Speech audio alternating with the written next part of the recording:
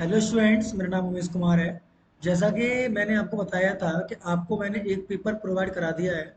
ये आपका first paper है, metric space and complex analysis. इस पेपर को सॉल्व करेंगे और यहाँ पर 75 क्वेश्चन है स्टूडेंट आपके पास। इन 75 क्वेश्चन को चेक करेंगे कैसे कैसे ये होते हैं। ठीक है स्टूडेंट, देखिए पहला क्वेश्चन है आपका कि a metric space is said to be complete if every Cauchy sequence is convergent sequence। प्रत्येक कॉची सीक्वेंस कैसे हो जाए, कन्वर्ज कर जाए, तो हम कहते हैं उसे कंप्लीट। ठीक है। B two X naught is discrete metric space, then X comma D कैसा होना चाहिए आपका 5 होना चाहिए।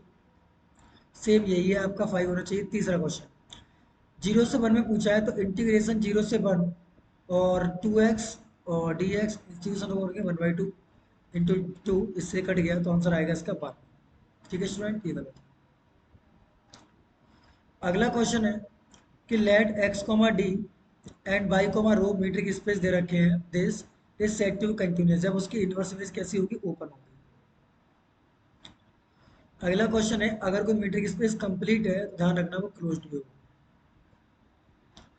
मैंने कल एक वीडियो कराई थी, उसमें मैंने बताया था कि कौन सा क्वेश्चन मीट्रिक स्पेस फॉलो करता है। देखो ये भी फॉलो कर रहा है, ये भी कर रहा है, पर ये कह रहा है डिस्टेंस नेगेटिव होती है, तो ये गलत कह रहा है, इसलिए ये सही हो जाएगा। ठीक है। Every Cauchy sequence in a metric space is always, ध्यान देखना कन्वर्जेंट जरूरी नहीं है हो ही हो, इसका मतलब है बाउंडेड जरूरी होगी ही होगी। ठीक है। अब देखो इसको ओपन करो, पहले एन के एल जीरो पुट करोगे तो आपको मिलेगा 1 प्लस, जब 2 पुट करोगे 1 पुट करोगे तो माइनस का जेड स्क्वायर अपॉन फैक्टोरियल 2, यानी कि इसका ऑप्शन नंबर बी सही हो जाएगा। ये कॉस की सीरीज बन रही है। ठीक है। इसका आप देखोगे तो फॉर्मूला होता है 2 pi I into F of ए। तो ए की वैल्यू 2 है, तो 2 पाई आई ये हो जाएगा ए की पावर 2, तो आंसर हो जाएगा 2 पाई आई ए की पावर 2। इनवर्स पॉइंट पूछा है, इसमें कितने का गुणा करें कि इनवर्स पॉइंट पूरा आर स्क्वायर आया है, तो इसका इनवर्स पॉइंट होगा। हाँ, इस क्वेश्चन को सॉल्व करना है तो देखो पहले ये कह रहा है अगर जेड की वैल्यू 1 पुट करें तो आंसर आना चाहिए आई, अगर जेड की वैल्यू माइनस आई पुट करें तो आंसर आना चाहिए 0, और -1 पुट करें तो आंसर आना चाहिए -आई। तो देखो अगर मैं दूसरे ऑप्शन पुट कर रहा हूँ 1, तो जेड प्लस 1 1 प्लस आई बट्टे 1 माइनस आई, इसको सॉल्व करूंगा तो आई मिल ही जाएगा, तो इसका राइट आंसर हो जाएगा आपका स्टूडेंट बी ऑप्शन। क्योंकि अगर मैंने माइनस आई पुट की तो 0 मिलेगा, और -1 पुट किया तो माइनस आई मिलेगा, तो यानी कि यही सही हो जाएगा। ठीक है स्टूडेंट। इसके फिक्स पॉइंट पूछे हैं तो हम क्या करेंगे, डब्ल्यू की जगह पर जेड रख देंगे, तो रखो Z equal to Z upon Z minus 2, cross multiply करो जेड स्क्वायर। देखो एक और तरीका बताता हूँ मैं आपको फिक्स पॉइंट निकालने का। क्या है, ऐसा कौन सा ऑप्शन है कि अगर तुम डब्ल्यू की वैल्यू 2 पुट करो तो आंसर 2 पुट करो।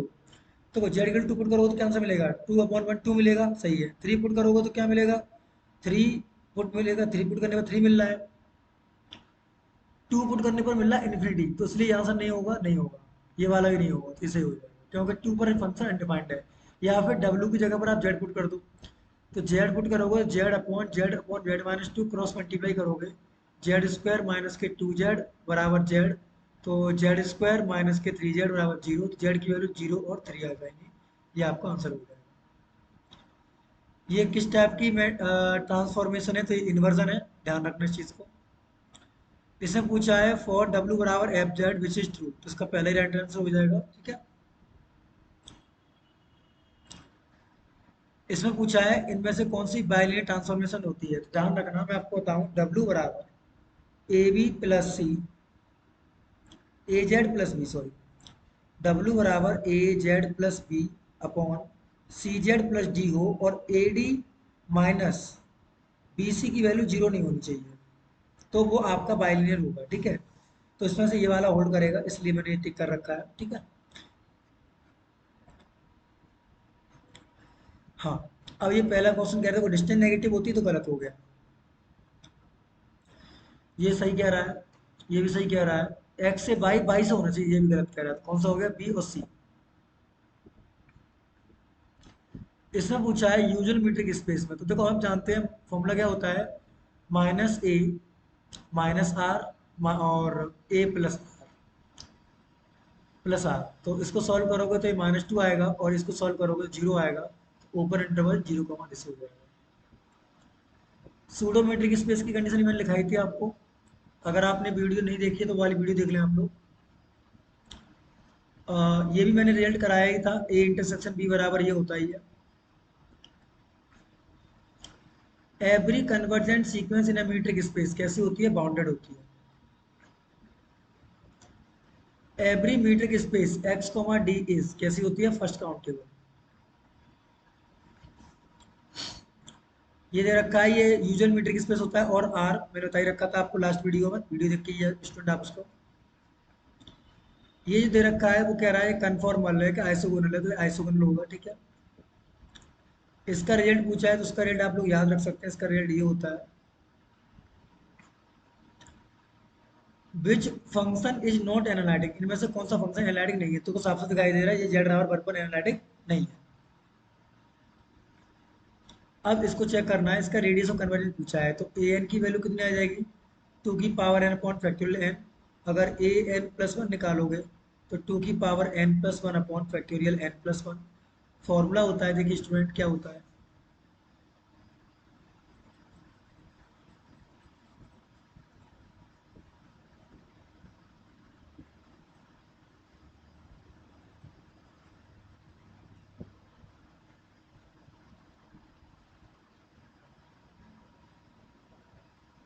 देखिए तो फॉर्मूला होता है one upon R equal to limit N tending to infinity A N plus one upon A N.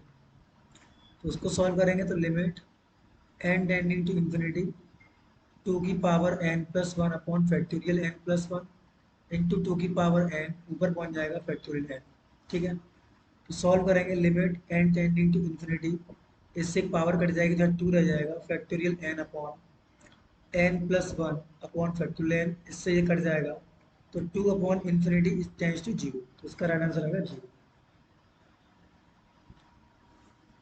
तो सॉरी सॉरी सॉरी सॉरी गलती हुई आपका। और तो ये मिलेगा हमें टू पॉइंट फिट जीरो, तो वन अपॉन आर की वैल्यू जीरो मिलेगी, यानी कि आर की वैल्यू हमें मिलेगी इन्फिनिटी। ये तो कन्फर्म है, ये वाला रिप्रेजेंट कन्फॉर्मल मैपिंग को रिप्रेजेंट करता है, कब करेगा जब एनालिटिक होगा। इसकी वैल्यू पूछी तो उसे कैसे लिख लेंगे, पहले देखो स्टूडेंट,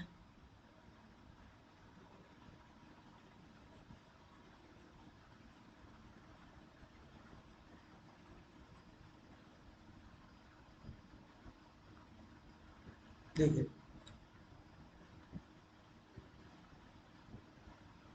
ठीक है स्टूडेंट, ए ले रखा है, इसको लिख सकते हैं हम लोग F Z equal to one upon Z plus A I का होल स्क्वायर और जेड माइनस ए आई का होल स्क्वायर। कहाँ पर पूछा है, जेड बराबर ए आई पर पूछा है, यानी कि यहाँ पूछा है।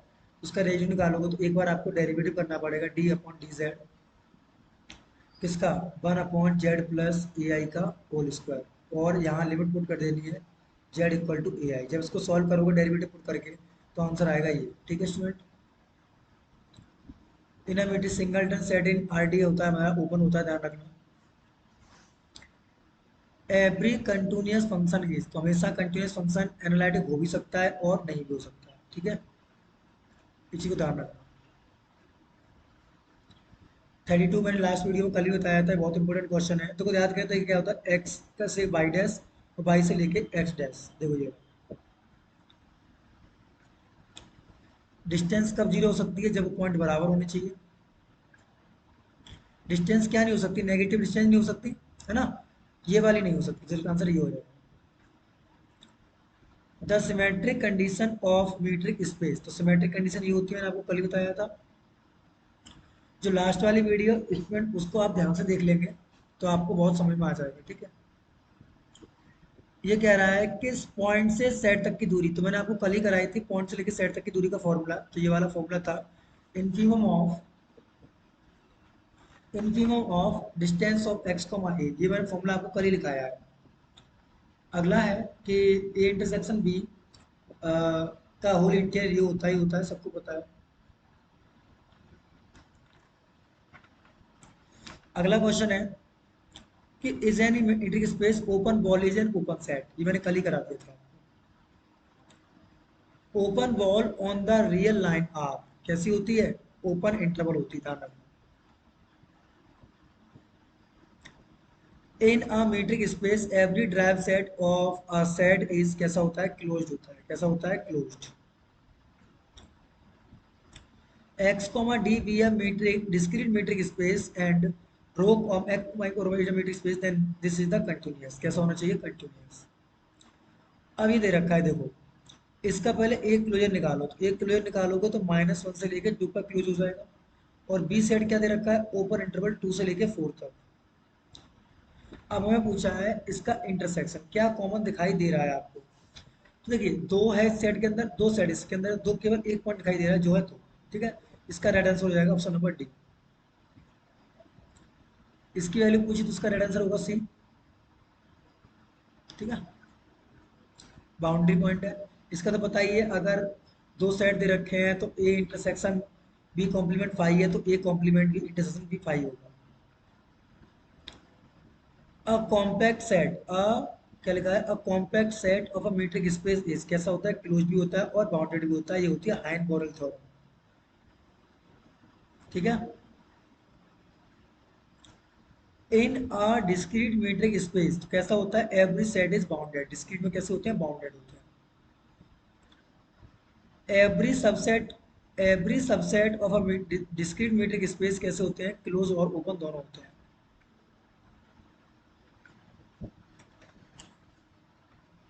N analytic function with constant modulus is constant.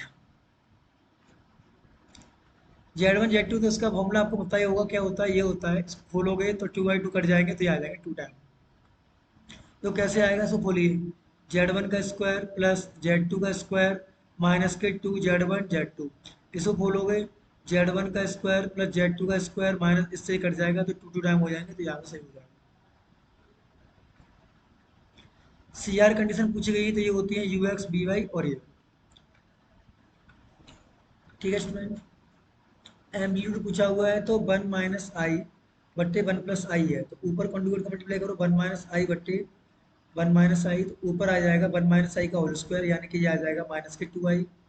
और ये सॉल्व करोगे तो 2, इससे ये कट गया तो आंसर आ गया -I।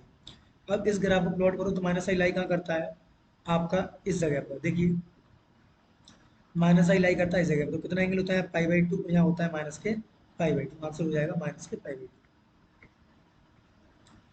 अब देखिए स्टूडेंट आप किस तरह से करते हैं सवाल को, देखो मैं किस तरह से करके दिखाता हूँ आपको with the help of short trick.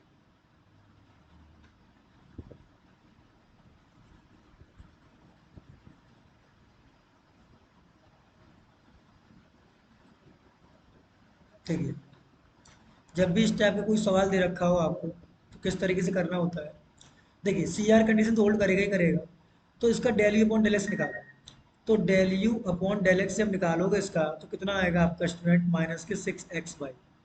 और यही value del B upon del Y आनी चाहिए। तो पहले का del B upon del Y निकालो, कितना इतना आएगा, नहीं आएगा। दूसरे का del B upon del Y इतना आएगा, प्लस के 6xy आ रहा है तो नहीं आएगा, ये भी आएगा नहीं आएगा, तो नॉन ऑफ दीस आंसर हो जाएगा इसका। मतलब ये है कि सी आर कंडीशन होल्ड होनी चाहिए, ठीक है। मतलब ये है कि del U upon del X की वैल्यू जो आनी चाहिए वो del B upon del Y के बराबर आनी चाहिए, ऐसा हो रहा है यहाँ पर नहीं हो रहा, इसलिए नन ऑफ दिस। इसकी वैल्यू पूछी तो ध्यान रखना, इसका -D/C इन्फिनिटी 2 पॉइंट होते हैं, यानी कि जीरो। इसके कितने पॉइंट होते हैं, 24। लॉग जेड का ब्रांच पॉइंट क्या होता है, Z/0। कॉस जेड का एक्सपेंशन पूछा है तो 1 - Z, ये सबको पता है क्या होता है, ठीक है। हाँ ये को सवाल इंपॉर्टेंट है, देखते हैं कैसे करेंगे सवाल।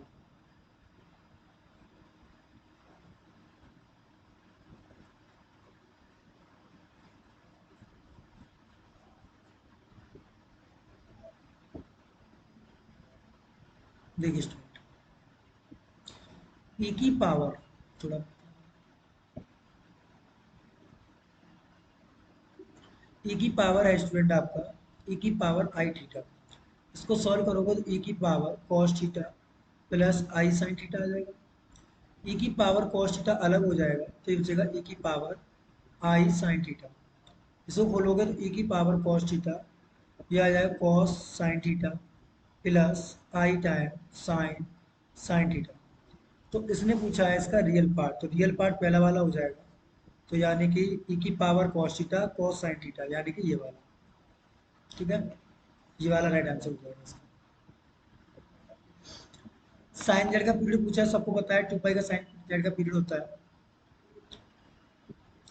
ये कॉची इक्वालिटी का रजिस्ट्रेशन है, तो ये आपको ध्यान रख सकते हैं, इस रिजल्ट को इम्पोर्टेंट है। अगर कोई फंक्शन डिफरेंशिएबल है तो सीधी बात है वो कंटिन्यूस भी होगा। हमने एक रिजल्ट पढ़ा था, क्या पढ़ा था वो देख लीजिए, मैं लिख दे रहा हूँ आपके सामने दोनों रिजल्ट।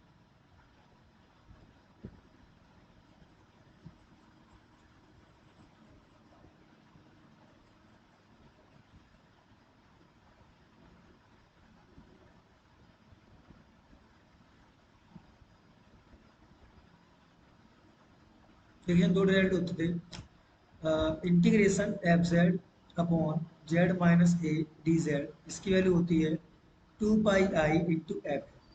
तो इसको सॉल्व करेंगे तो किसके बराबर आ जाएगा, एफ ए के बराबर आएगा, यानी कि ये वाला सही। अब ये इन साइड है तो आंसर कितना आएगा, 2 पाई आई आएगा इसका, आउट साइड होता है जीरो आ जाता है। अब देखो ये वाली ये थ्योरम है, इसको बोलते हैं Morera theorem, sorry. F Z is continuous simple close कर दिस, और तो ध्यान रखना एफ जेड कैसा होगा, एनालिटिक होगा। ये कौन सा थ्योरम है, मोरेरा थ्योरम। उसका राइट आंसर होगा बी, सी सॉरी, मोरेरा थ्योरम है। एंटायर फंक्शन बाउंडेड है तो इसको बोलते हैं लिवैल्यू थ्योरम। कौन सी थ्योरम है, लिवैल्यू। तो एफ जेड कैसा होगा, कांस्टेंट होगा। ये लिवैल्यू थ्योरम का स्टेटमेंट है, ध्यान रखना स्टूडेंट। हाँ, इसकी वैल्यू पूछी गई है तो एक रिजल्ट होता था, वो मैं आपको बता दे रहा हूँ।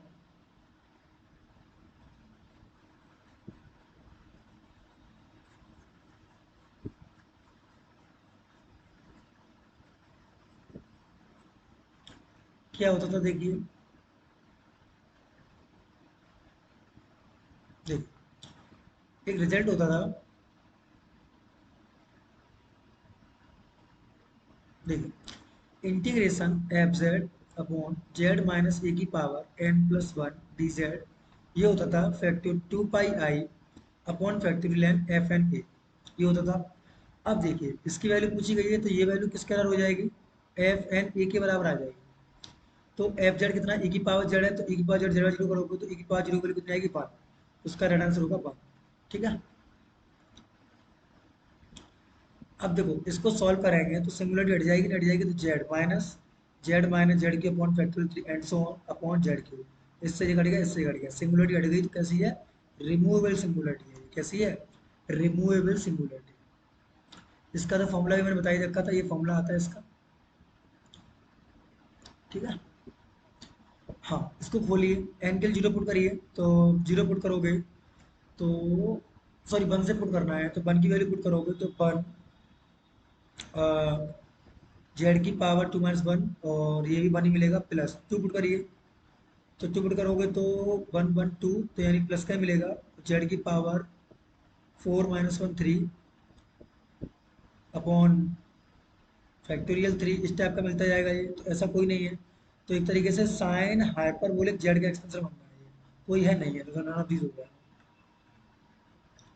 इसका रेजिड्यू पूछा है कहाँ पर, एट इन्फिनिटी पर। तो देखिए इसका रेजिड्यू एट इन्फिनिटी पर निकालने के लिए क्या करेंगे आप लोग, सबसे पहले आप जेड क्यू अपॉन एक बार जेड प्लस वन और एक बार जेड माइनस वन निकाल लेंगे। दोनों को रेडियो निकाल के आप माइनस साइन का मल्टीप्लाई कर देंगे तो आपको रेडियो मिल जाएगा, इसका आंसर आता है -1। कहाँ पर पूछा है, वन पर पूछा है, तो वन पर निकालने का तरीका क्या होगा, जेड जेड माइनस वन अलग, जेड माइनस वन से जेड माइनस वन कट जाएगा तो जेड के वन करो, कितना मिला, 1/-1 और -2, यानी कि 1/2 प्लस। ऑप्शन नंबर सी सही हो जाएगा। इसकी वैल्यू पूछी गई है स्टूडेंट, तो इसको लगा देंगे हम लोग ए एन की पावर 1/n में, तो ये ई आएगा और ये 1/r के बराबर होगा, है ना। इसकी 1/n करोगे इससे कट जाएगा तो ई आएगा, तो उसका उल्टा करेंगे तो कितना आएगा, 1/e। इसको बताइए tan inverse by upon x answer आता है इसका। इस वाले को रेट याद रखना है, इसका आंसर पाई/6 आता है। कितना आता है, पाई/6। टेन 1/z में कितने नंबर ऑफ पोल्स होते हैं, इनफाइनाइट नंबर ऑफ पोल्स होते हैं। और ऐसे ये है, क्या कह रहा है, टेन जेड बराबर दिस, तो नंबर ऑफ जीरोज पूछे हैं इसमें, तो नंबर ऑफ जीरोज भी कितने होंगे, इनफाइनाइट। तो स्टूडेंट ये मैंने एक यूनिवर्सिटी का पेपर सॉल्व कराया है आपको, देखना इसको ध्यान से, और मैं आपको अब कॉम्प्लेक्स के और उसके सारे न्यूमेरिकल्स कराऊंगा अब आगे चल के अगली वीडियोस में। Thank you.